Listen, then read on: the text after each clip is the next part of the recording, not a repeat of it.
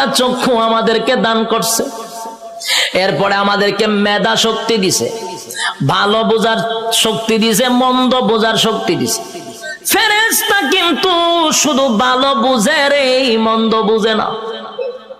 শয়তানরে আল্লাহ শুধু মন্দ বোঝার তৌফিক দিছে, খারাপটা খালি খারাপ বুঝে, ভালো বুঝে না। আর মানুষ ভালো মন্দ বোঝার তৌফিক দিছে, কথা হয় না? এতগুলো নিয়ামত আল্লাহ দিলেন, হাঁটার জন্য পা দিলেন, হাত দিলেন, চক্ষু দিলেন, মাথা দিলেন, এত সুন্দর করে কাঠামো দিয়া মানুষ বানাইলো। বান্দা কেন বানাইছি? গোলামি করবি আমি আল্লাহ। আর আল্লাহ বলেন তুই আমার গোলামি করবি। সূর্য তোর গোলামি করবে, চন্দ্র বান্দা তোর গোলামি করবে, জমিন বান্দা তোর গোলামি করবে।